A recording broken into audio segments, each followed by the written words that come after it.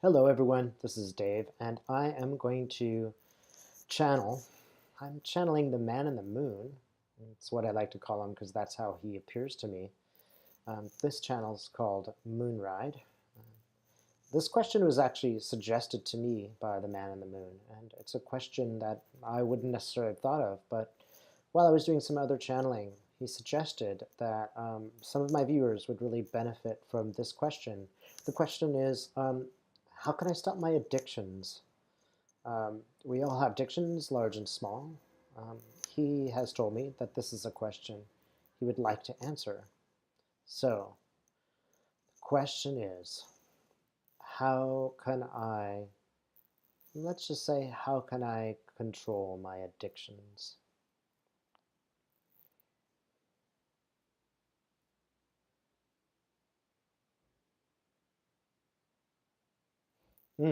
Okay, so look, there's lots of activities that we need to be doing. We're bored. People are bored, and that's one thing that gets us addicted. You're just straight up bored. Um, you don't have interesting new things to do, and you're sort of afraid of it. You're afraid of falling into a rut, and you're afraid of being boring, honestly. And sometimes these addictions, they do cause you to meet people and interact with others.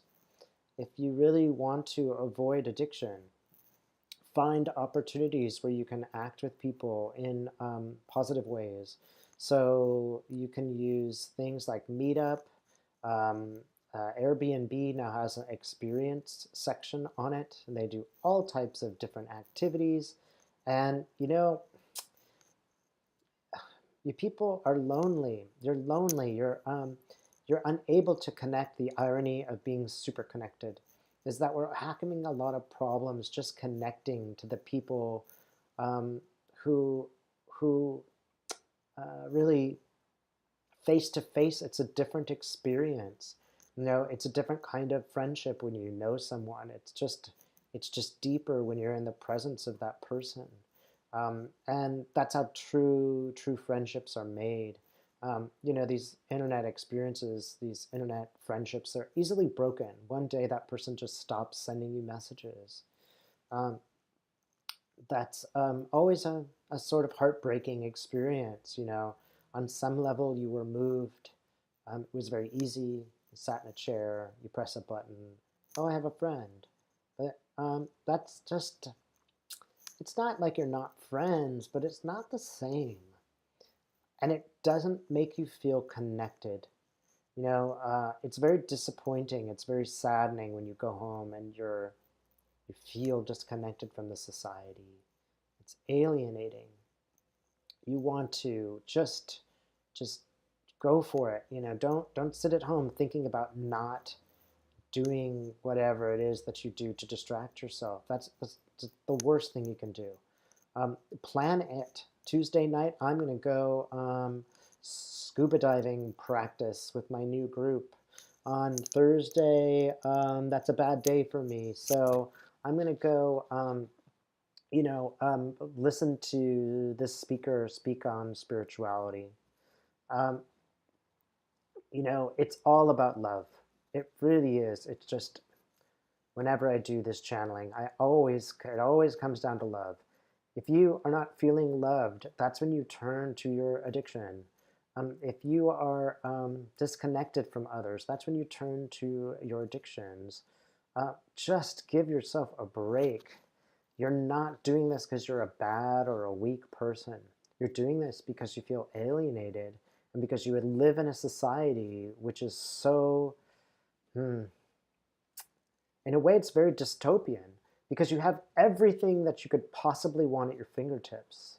But at the same time, it's seductive. You are totally seduced by this empire at your fingertips.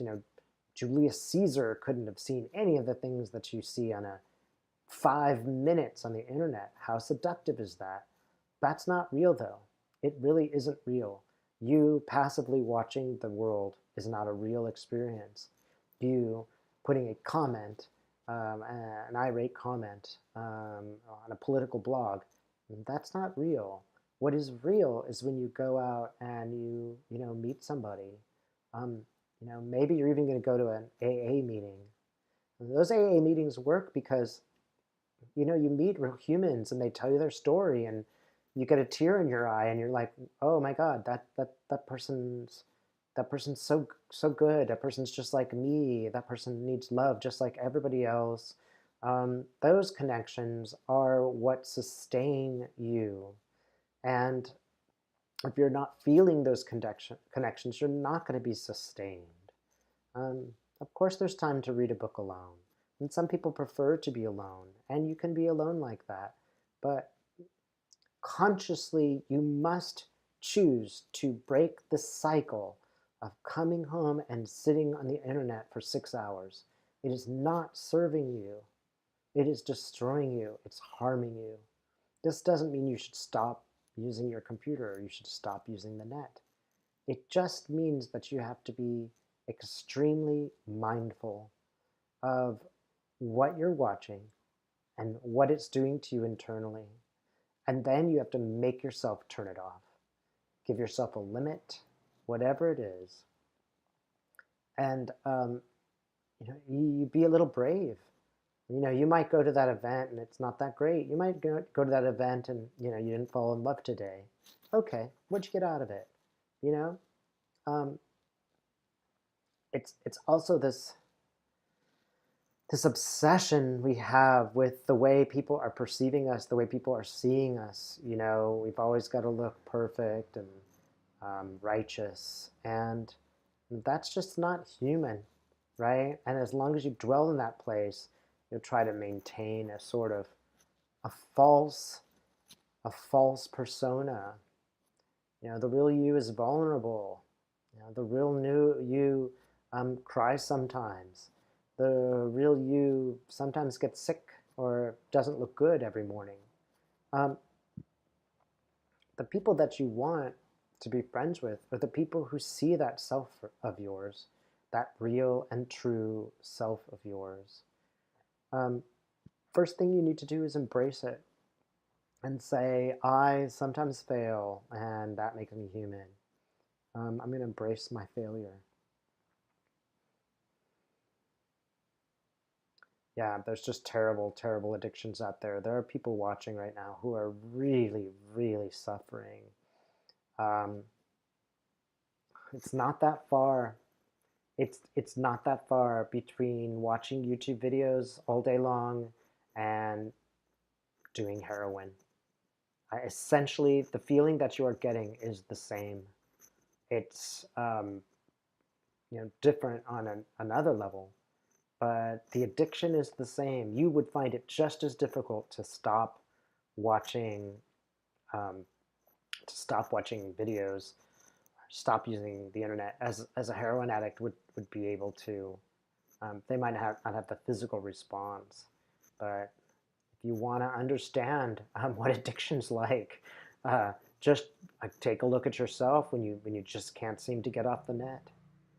Um, it is an addiction, and in a way, it's just as bad as a heroin addiction. It takes you out of yourself. It takes you away from yourself.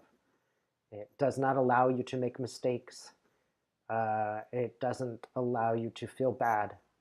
You always feel superior when you're watching YouTube. You always feel like you're the one who knows more than somebody else because you watched that video. And you're going to have to give it up. Doesn't mean you have to give it up entirely. You just have to be mindful of it.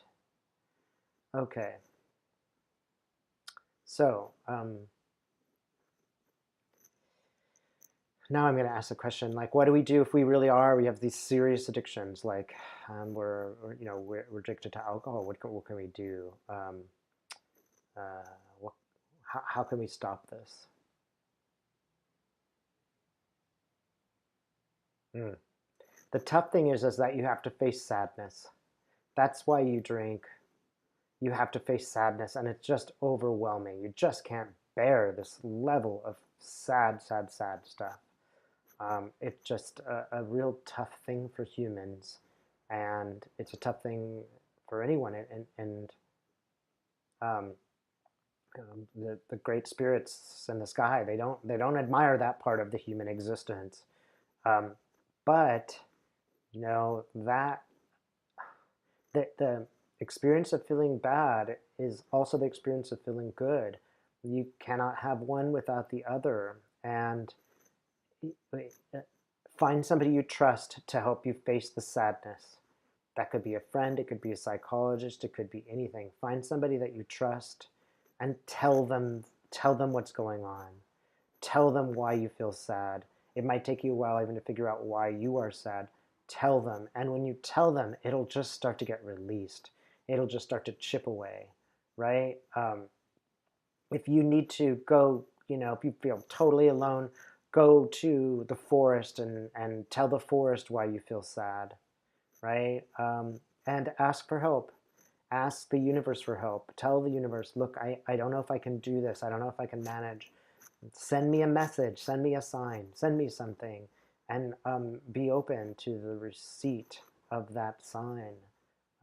You will find that the alcohol doesn't have as much power over you when you're able to express sadness to people around you. And it'll take a while, it'll be tough, but once you wade through that stuff at the other side, you'll have new friends at the other side. You'll be able to understand and help somebody else. If that gets you through it, do that.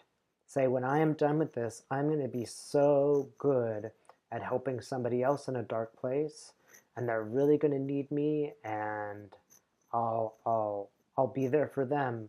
When I get through this, I'll be there for them. If that motivates you, that's a great way to pull yourself through.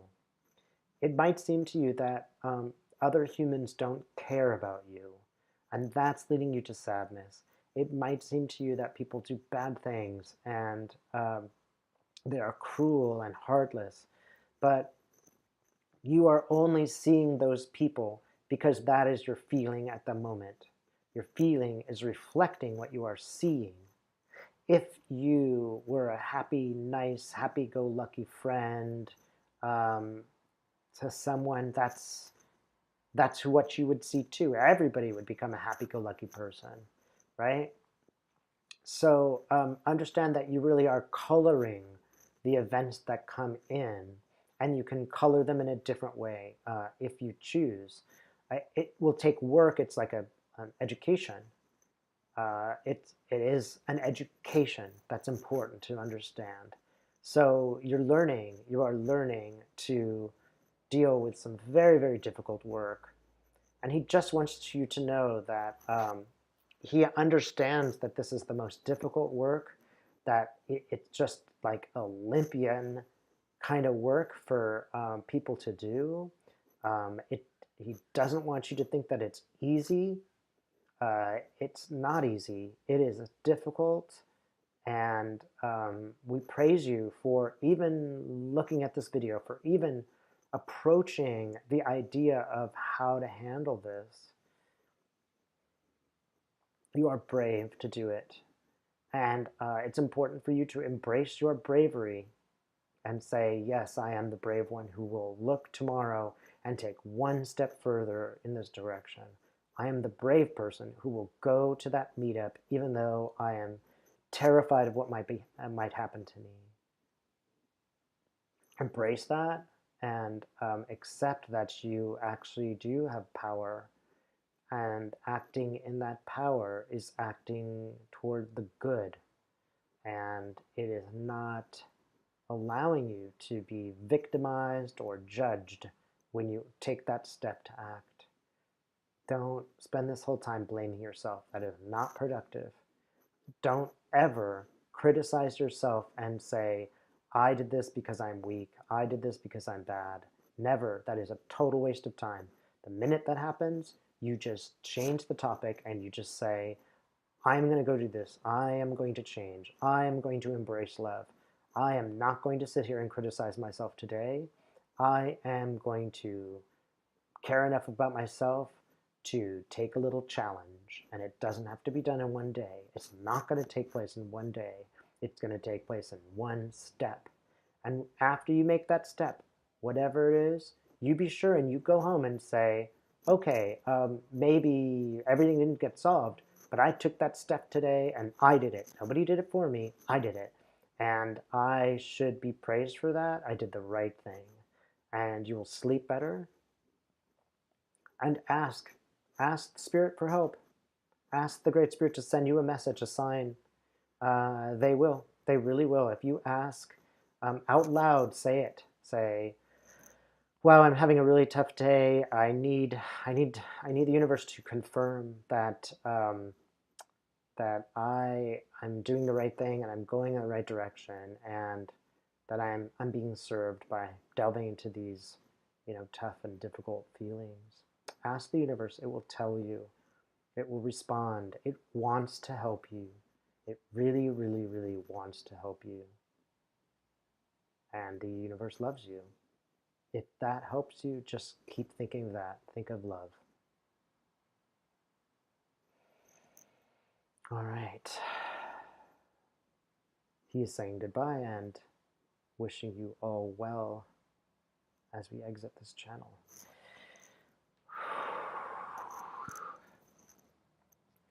Okay, everyone. Thanks for watching.